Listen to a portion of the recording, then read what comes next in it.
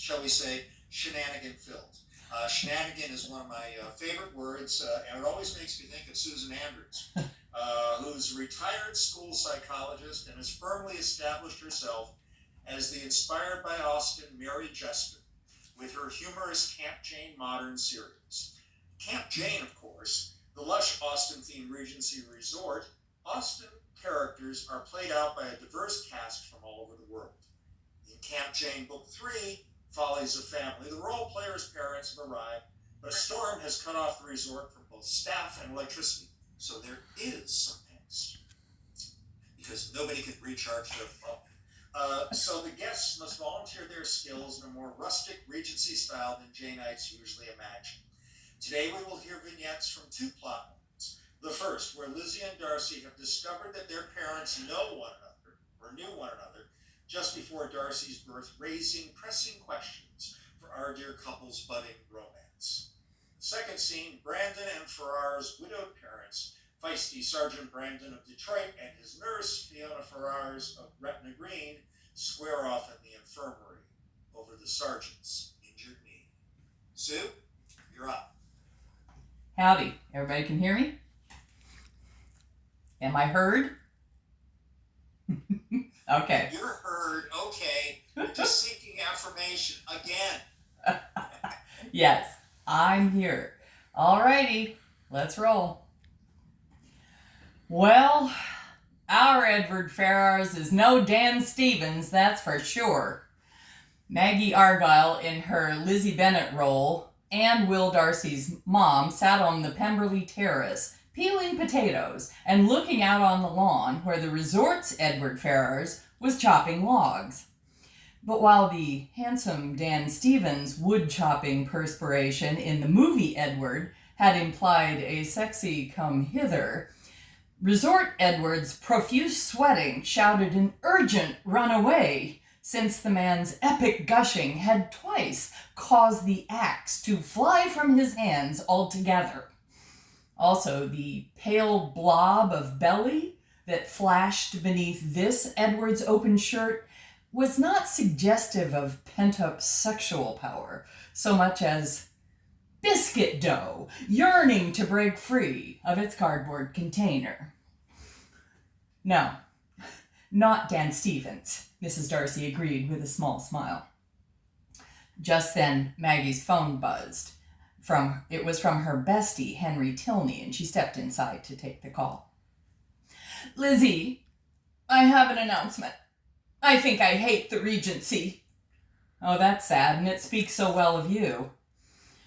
No, it's ghastly hot, without air conditioning, and I stink worse than I have ever stunk before. Now, I think you're underestimating just how horribly you've stunk before.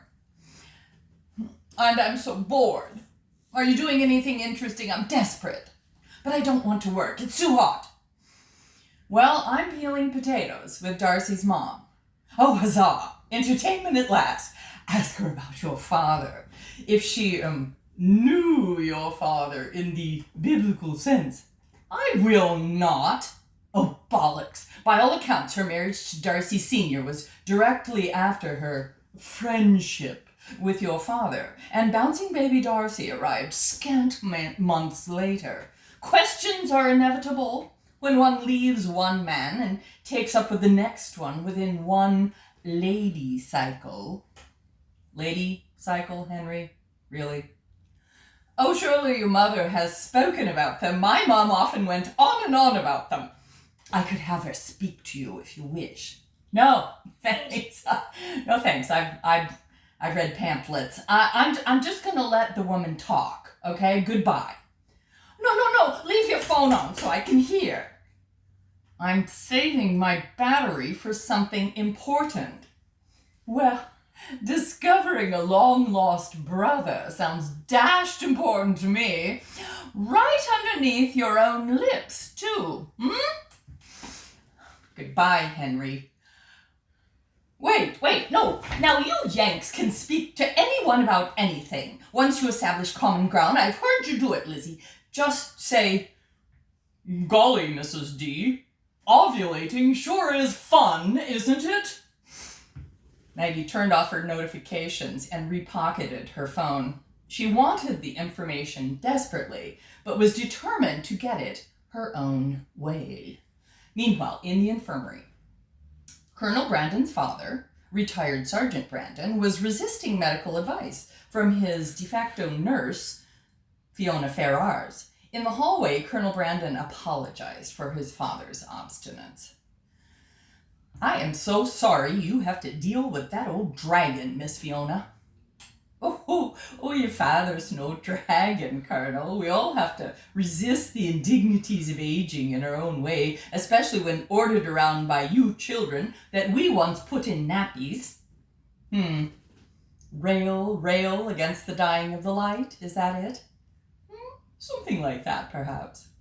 Please, let me handle your father. Colonel Brandon had heard that countless times from his own mother before she passed. Let me handle your father. He'd forgotten how much he'd missed the gentle voice of a wise older woman. All right. Thank you, ma'am. Thank you. Of course. She patted his arm. Run along now. Straightening her shoulders, Fiona strode purposefully back into the infirmary. All right, enough blather, Sergeant Brandon. Your son's gone now, so there's no one here to impress. Those wet clothes are coming off, and these dry ones are going on. She unceremoniously tossed a folded hospital gown on top of the sergeant's chest. Hey, he objected. I was asleep. She stared at him defiantly, hands on her hips. Oh, where are you now?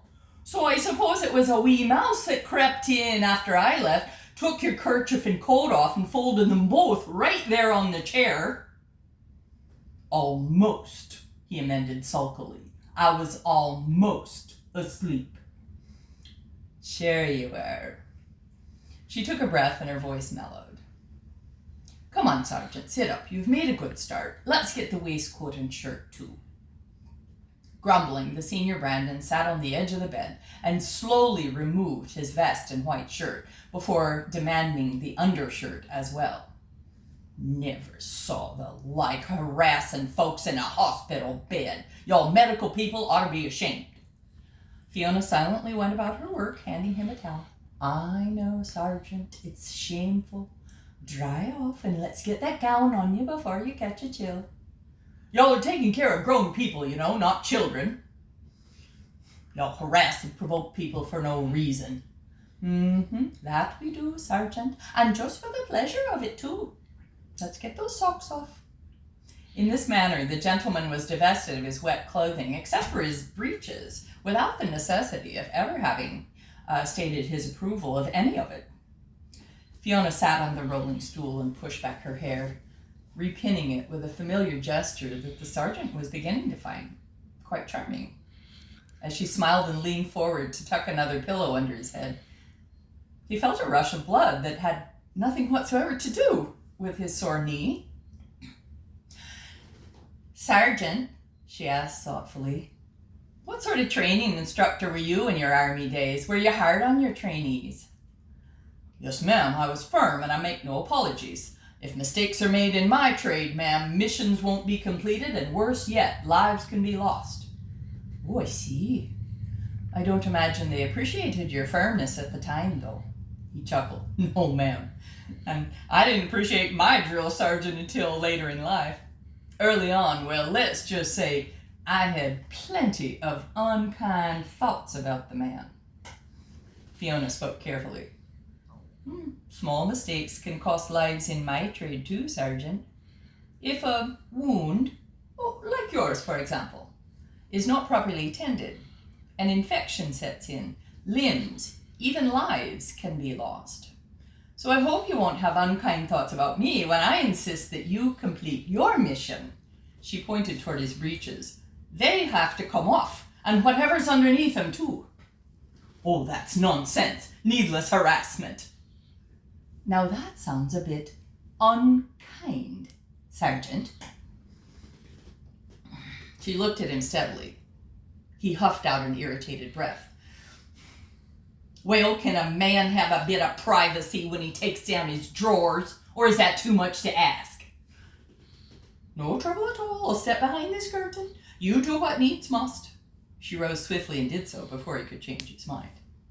In truth, the sergeant was eager to get out of his wet clothes. The difficulty was that he was rather self-conscious about the faded glory of the once grand physique that had made him the best dancer at the NCO club in his younger days.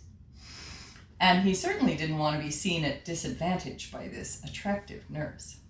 To keep her at bay, his loud complaints continued until the sergeant and his scanty hospital gown were both safely underneath the covers. All right, all clear, ma'am. She stepped back into around the curtain, eyeing him suspiciously. Have you wholly completed your mission, Sergeant? He rolled his eyes and held up his breeches and underwear. In full commando style, ma'am.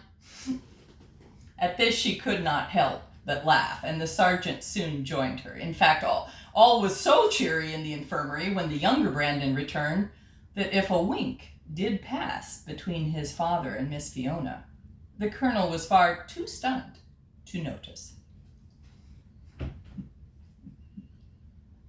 Now, we all enjoyed your readings. We did. However, I must say, a lot of us were enjoying watching Kim bust a gut. I saw that. I mean, seriously, it's like, in the old days on whatever half-hour sitcom was, they put the laugh track on. Here, what it is this is almost like, and I'm not, it's the radio theater for the deaf, okay, where we get to watch up in the corner of the screen in that little picture-in-picture that, oh, we're supposed to be laughing now because the person is just dying. Kim, loved it. Anyway, Susan, thank you, ma'am. We appreciate it. We're going to